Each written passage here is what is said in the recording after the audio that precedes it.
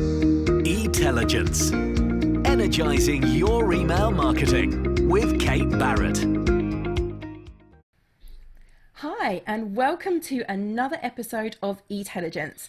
Today is our monthly Intelligence Masterclass, where we dig down into a specific area of email marketing to help you increase your results. And this month, it's my absolute pleasure to welcome Matt Vanaut from 250OK. So, you ready for the long introduction here? Matt's email experience spans more than 17 years, during which he has faithfully advocated for the channel through refining email marketing and privacy best practices, influencing anti-spam legislation and compliance, and managing ISP expectations. In addition to his role as Director of Privacy and Industry Relations at 250OK, he is a certified international privacy professional in Canada, founder of the Canadian Email Summit, editor-in-chief of emailkarma.net, and serves as part of a select group advising Parliament regarding Canada's anti-spam law. He's also currently the Vice Chair of the EEC after serving several years as the Chair of the Advocacy Subcommittee. And most importantly, he's just been named 2019 Email Experience Council Email Marketer Thought Leader of the Year. So, Matt, welcome, and thank you so much for taking the time to join me on this month's Intelligence Masterclass. Thank you very much for inviting me. Looking forward to it. Fantastic. So I wanted to invite you on the show today to pick your brains on a subject that is near and dear to my heart, and I know it's near and dear to yours because you do it day in, day out, and that is, of course, deliverability. Yeah, for sure. Deliverability, it's a never-ending topic for a lot of people. It's fantastic. I could talk about it all day. Me too. So let's get into it. We're not going to talk about it all day, only for about half an hour. But before we jump into that in more detail, can you tell us a little bit more about 250OK and your role there? Sure. So 250OK, we are an email intelligence platform. We provide additional services and analytics on top of your normal email service provider. So this could include things like inbox placement monitoring, analytics, DMARC services. We offer like a signal network, which is basically monitoring spam traps in regards to understanding how your marketing program is behaving. And then we offer a number of consulting services on top of that to our partners and clients to help them understand potential holes or potential pitfalls within their program, or if they're having specific issues with an email domain such as Gmail or Hotmail seems to be the two hot ones right now. And then, we offer really solid guidance and advice around fixing those problems. My role specifically, I focus in the privacy side of things. So I spend a lot of time talking about GDPR, most recently CCPA, the TCCPA, or the Texas one. So there's too many acronyms to get them all. So all as the well legals around the world. Right. Yeah. And then I spend a lot of time being an evangelist for the company and being an evangelist for privacy and marketing in general as well. Fantastic. I mean, making sure that those emails get delivered and then through to the inbox is an absolute critical part of email marketing, and a key area that I know you focus on with your consulting at 250OK, the same as we do at eFocus Marketing. And it's so important to make sure that you are getting those emails delivered and through to the inbox. And there is a key distinction there, isn't there? Absolutely. So I always like to start presentations and sort of discussions with the idea of, your delivery rate versus your delivered rate. And delivery rate is something that you typically will get reported on via your email platform. And that's going to be something along the lines of the number of messages you attempted to deliver minus the number of messages that failed to deliver. And that is your delivered rate. So basically what was accepted by the mail servers. And then moving into what is your deliverability rate really looks at things like how many messages made it to the inbox, where did they end up, did they go to spam, did they simply never deliver. So it's a similar term with a key differentiator that is fairly significant, and there's certainly different logic points and arguments to say how do you best monitor that.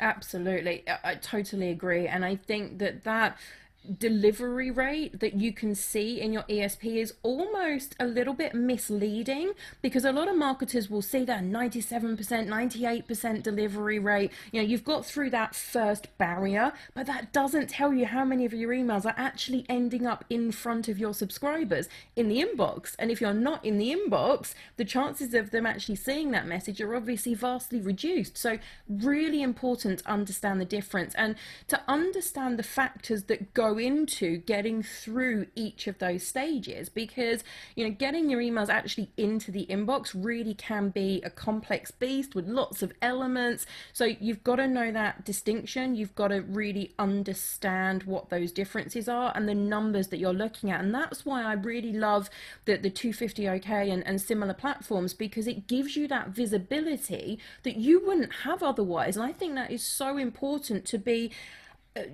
to actually understand the fundamentals of what's happening. So when you see different signals within your email program, if you see your open rates decreasing at certain mailbox providers, that you've got this tool there that you can actually pinpoint why that's happening, where the problems are occurring. Absolutely. And I think that's something, we spend a lot of time focusing on as well. Like, it's not just right message, right time.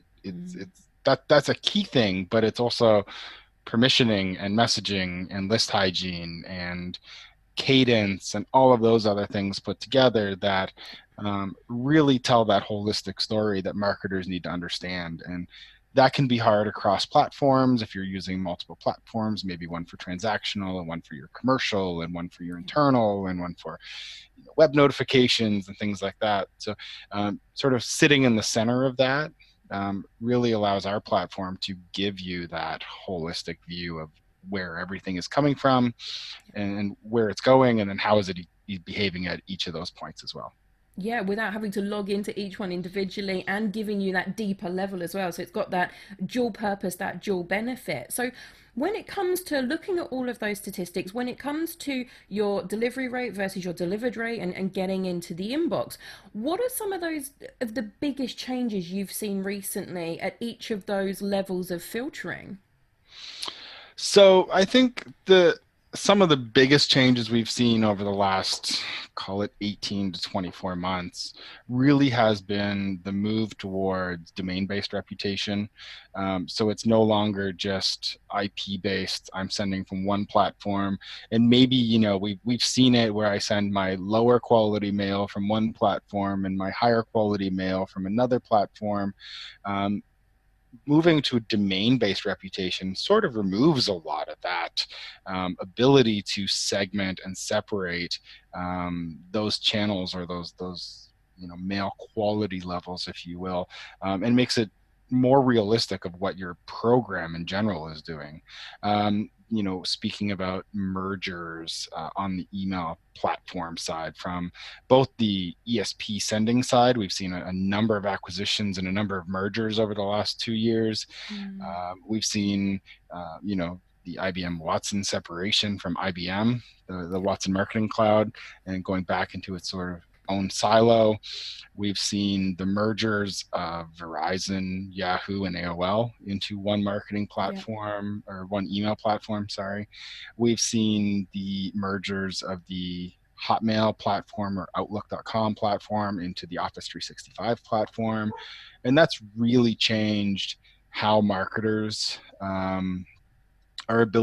are able to deliver mail to those networks, because you may have been borderline before with a reputation that allowed you to go to the inbox at, say, Yahoo, and again at AOL. But when you merge those two reputations together, maybe you're now a little on the gray side and you're not able to Mm. deliver as well. So it actually has required a lot of marketers to change their behaviors because of those mergers and because of those platform amalgamations.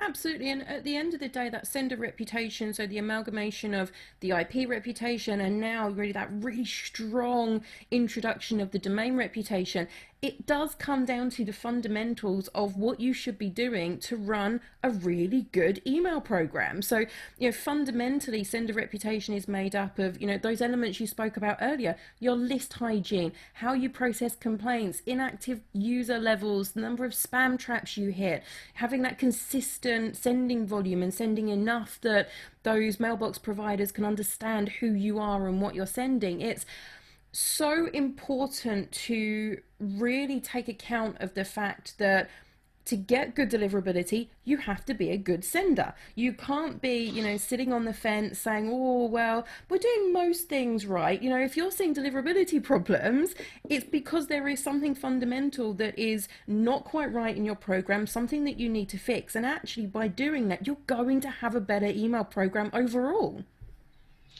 And it's no longer program specific. It's now holistic because domain reputation has come in. So, Yeah. if your transactional team is doing something that is potentially impacting reputation versus your marketing team versus your sales team versus, an IT team that's maybe doing something, not having a holistic view of your program as a company-wide email channel really can impact the other groups, which you may not have insight into. And that's something that I think marketers are now starting to wrap their head around to say, what are these other groups doing? And is it impacting my deliverability, or is what I'm doing impacting their deliverability?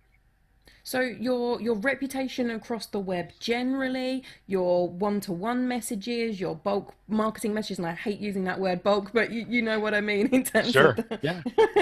the larger volumes rather than the one-to-one. It all comes into play now, and it's all so important. And again, if we're running a business, if we want to improve what we're doing, if we want to grow, then we have to be looking at our business holistically anyway. So it's just coming more in line with where we should be as a business and pushing us towards that better practice.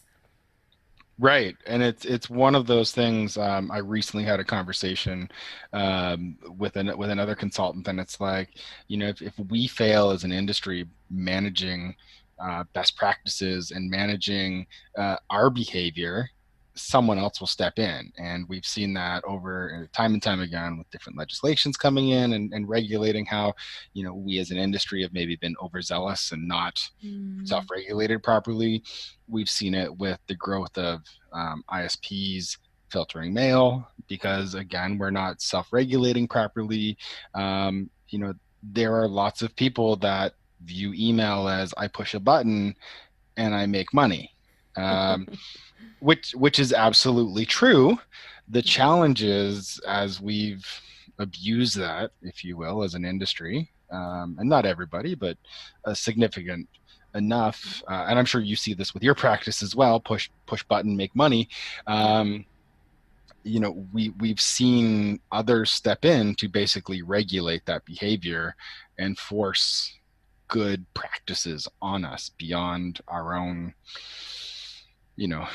industry groups and thought leaders trying to push those behaviors on clients and marketers. Yeah, our success is definitely our downfall. It's such a fantastic channel that it's been used and abused, absolutely. And we really have to understand what the consumers want. And if we can drill down into that, and if we go down the route that, you and I talk about all the time, being customer centric, understanding what they want, and then delivering on that, we will come in line with what the mailbox providers are now pushing us towards, like you said, what the legals are pushing us towards. So if we think about, certainly the Canadian legislation was one of the first ones to do it, GDPR following in now, the whole premise of those pieces of legislation is about data quality. It's about that subscriber, that user, that consumer understanding what they're going to receive from you, when they're going to receive it, saying, yes, I actually want to receive this. So everything, again, holistically is coming back in together. So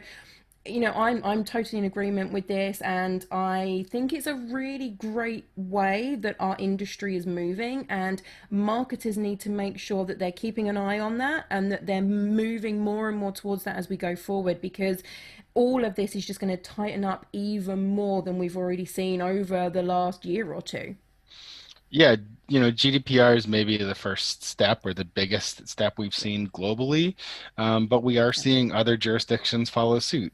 Brazil passed Yep. basically GDPR, but in Brazil, CCPA is a representation of part of GDPR. There are currently like 50 different breach notification legislations in the US alone, right? Wow. So all of these types of things are coming, and it's right now this significant patchwork that we need to understand. Like what I like about GDPR is it basically tried to take, you know, a very large geographical footprint and say we now have a standard, Mm, right? It's no yeah. longer we have 30 different laws within the EU alone. It's we now have one guiding legislation for this entire geographical region, Yeah. right? That's Fantastic. that's sort of how we ended up with can spam. Even looking back in time, in 2003 California started to pass anti-spam legislation, other states started to pass individual anti-spam legislations, and the federal government said, whoa, whoa, whoa, we can't do this because it just won't work for us. We're going to come in and pass a federal anti-spam legislation that trumps and overrules all the individual state level ones.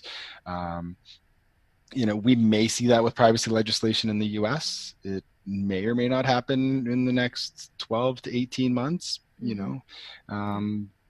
but I think it's realistic to say it's coming at some point. Yeah, definitely. Okay, so let's get away from the legals because we could talk about that all Sure. day. Yeah, yeah. Let's bring it back down to that sender reputation. And one of the foundational factors of that, and you alluded to this earlier on as well, is how your sending infrastructure is put together and authenticated. So run us through what those main elements are around authentication, what's new. You mentioned Bimmy and DMARC. So what's new, what do we need to do, and how do we make sure that those receiving service providers, the mailbox providers, know who we are, and we've got that foundation to build a fantastic program on?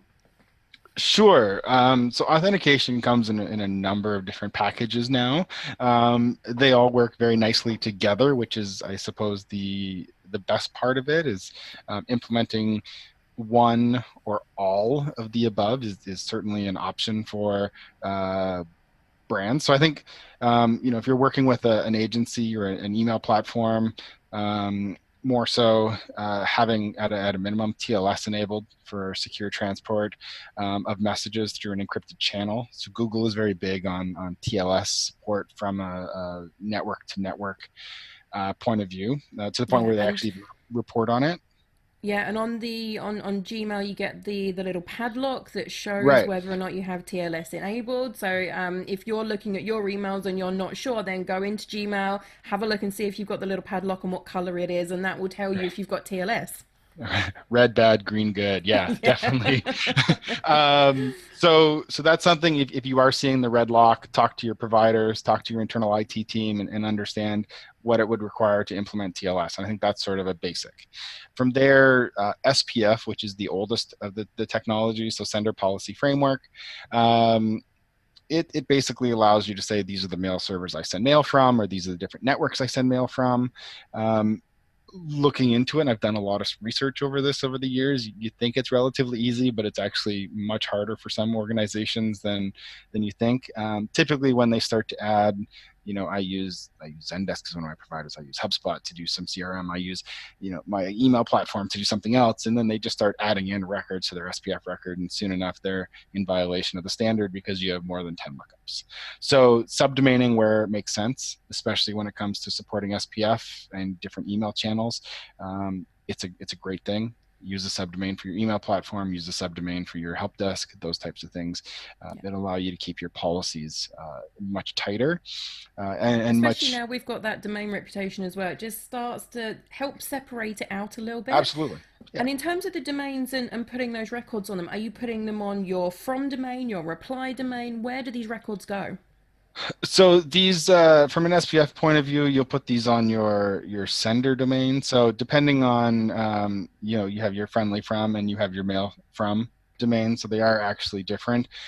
So this allows, for example, some email vendors to manage an SPF record on your behalf. So they can create an SPF record, which allows you to then send mail that looks like it's from your corporate or root domain, because that's the friendly from. But the return path address would be the ESPs, which is where you're going to see sort of that authentication happening at an SPF level. It's important to know how that's set up, because that'll come into play later with something like DMARC, which I'll get to in just a moment.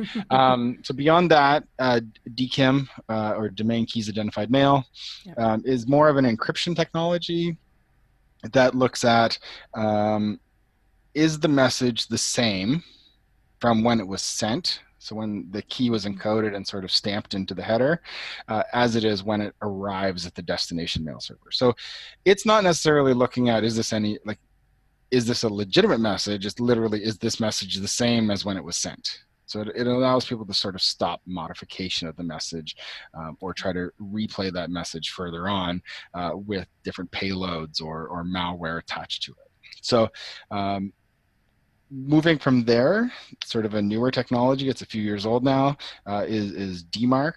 And what DMARC allows is for a brand to set a policy. So a brand can say, I am really sure my SPF records are good. I'm really sure my DKIM records are properly functioning. So I can implement a DMARC record. And it's actually not dependent on any. You could implement a DMARC record with no authentication. However, it's not going to be nearly as useful. And typically you can set your policies to either be do nothing, so just send me a daily report. And I think that's one of the key things with DMARC that's really important, is you get this daily report back of data that says, your domain sent from this IP address, sent this much mail, this much have authenticated properly, this much of it didn't authenticate properly. And it allows you to see if you have holes in your authentication, either from an SPF or a DKIM point of view. It also allows you to see if you have other vendors sending mail that maybe you didn't know about. So that's really where it comes in as a powerful tool. And even from a privacy point of view, a compliance tool to say, oh, I didn't know I was using this other vendor over here. So I don't know if the mail meets the standards of CASL or GDPR or CAN-SPAM, or, insert local privacy legislation or marketing legislation for your region. So it allows you to give that holistic view. And I've seen, in many cases where a brand says, oh, I'm only using, 2 or 3 different vendors to send email. And then we find 5, 6, 7, 8 more, that are sending mail on their domain's behalf. In an extreme case, I was talking with a consultant, and he said, a client said we saw 3 and they saw 18 after implementing DMARC. So fairly significant, and it gives you that holistic view of what's actually using your brand and your domain, even from the point of view of phishing and spoofing. So it's a good way to identify if you're having those problems. So what's the difference between phishing and spoofing, or are they basically the same thing, just for anyone who's not sure? They're basically the same thing, but occasionally they'll have sort of different objectives from the individuals that are sending. So phishing might be looking for credentials, trying to get you to go to fake sites. Spoofing could be anything, maybe even more nefarious in regards to trying to damage brand reputation, corporate access or corporate espionage, even to the point of, understanding. Big one maybe now is the business email compromise. So, you get the fake CEO email that says, hey, I need you to go buy some gift cards. I want to do something special for the company today. Keep this on the download. It's a secret. Let me know the gift card codes once you've purchased them. We've actually had that. Yeah, I think there was one where an email was sent to somebody. I vaguely remember a story about an email was sent to somebody that asked them to buy like $10,000 worth of art or something like that. And the Sure. person went and did it, and it was, yeah, not the real person behind it. So you've got to be so careful nowadays. And especially linking back to what you said earlier about that holistic view, your domain reputation. If you've got somebody phishing or spoofing on your domain, it's going to impact your sends going forward. Especially if you have poor authentication, right? Yeah. If you have really good authentication, it's a significantly lower impact because ISPs will look at it and say, well, we know this isn't legit, so that's not really going to impact your reputation as much. However, from a consumer point of view, if your consumers are being phished and Mm, they think it's you, it does have a significant impact to your brand reputation with consumers. yeah, So fantastic. I think the newest one to talk about really is Bimmy. Yeah. So Bimmy is brand identified message indicators or brand indicated messaging identifiers, something. I get Yeah, the no, that's acronyms about right. slightly mixed up because there's two I's. And so basically what Bimmy allows for someone who is using DMARC at a enforcement policy. So it has to be either at a quarantine policy or a reject policy. It will enable you to publish yet another DNS record. So all of these are DNS records with your brand logo. So you're hosting your brand logo somewhere, and it will allow you to host your brand logo. And then in the actual mail client, right now, mostly at the Yahoo Mail or Verizon Mail, which is still hosted at yahoo.com, will show your brand logo at the top of the message.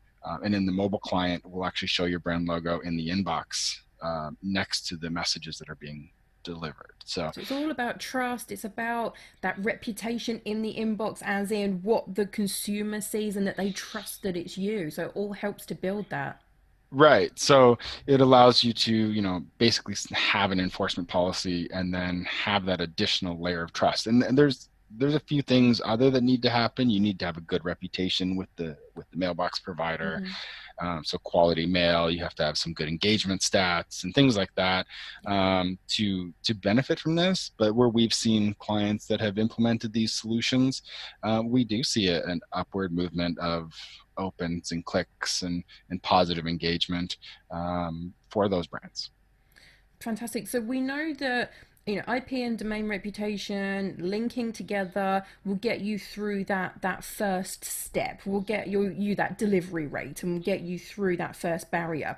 Certainly, what I've seen over the last couple of years is to get that inbox placement. It's mostly, once you've got past that, mostly down to engagement. So increasing your positive engagement, so your opens, not your clicks, because the mailbox providers don't track clicks. So Well, they opens do, your they do track clicks to a degree where they Oh, can. okay. So they are able to see who's reading, how long they're reading for, Yeah.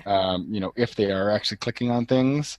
Yeah. But So where they're they are able going, to where track. those links are going to, conversions, all of that, they can't do anything with that. So, I mean, that's a Sure. that's a big element, and certainly when you're looking at deliverability, it's those deeper metrics. So, pulling it out of the spam folder, that's a really positive, right? Or Yes. filing it into a folder, replying to it, forwarding it on. All of those metrics are the ones that you really need to be focusing on for deliverability. And then, of course, minimizing the negatives. So, minimizing those spam complaints is probably the number one on the negative side. Minimizing spam complaints, minimizing bounces, Yeah. minimizing just users that delete your mail without reading it. So that's a big thing. So, Yes. um, one of the piece of advice that are frequently given around why am I going more and more into the spam folder or why are my engagement metrics dropping, really started to look at is, well, are you segmenting based on the last time someone engaged with your brand? And that could be anything from the last time they opened, the last time they purchased, the last time they clicked on something. There's no single answer for that because engagement is metrics measured slightly different by everybody, but you kind of look and say, where are you segmenting? And if it's really bad, sometimes we'll recommend 3 months, 6 months. Don't mail anyone that hasn't engaged in those periods. If it's less bad, maybe it's 12 months. And if you're not having any issues, maybe there is no upper limit for that because you have enough engagement from your consumers that you're not seeing those impacts. Those are getting less and less frequent, especially when you're looking at potentially, 60, 70% of your list hasn't engaged in 12 months, right? Are you wasting money sending it to them? Maybe. Again, you need that holistic view from around the business as to what they're doing in other areas, on other channels, how they're interacting with you. So you've given some really great tips there. If people are seeing those warning signs, when you do your consulting from 250 OK, or when we do it at eFocus Marketing, that's certainly something that we suggest is starting with looking at that engagement level, pulling it back, building that positive reputation again at an engagement level, and then moving forward. But have you got any other tips? So if people are starting to see those warning signs, those problems, so decreasing open and click rates at certain mailbox providers, they're seeing an increase in complaint rates, there's, starting to hit spam traps. What are your key tips to rectifying some of those key issues, and where do they start looking? So I like to look at it from data source. So if you have multiple data sources, maybe you're a retailer, so you have website, you have mobile, you have your point of sale, um, maybe you have squeeze pages or partner promotions, things like that. If you can segment your data sources by where that address or where groups of addresses came from, and then start to look at behavioral metrics for those sources.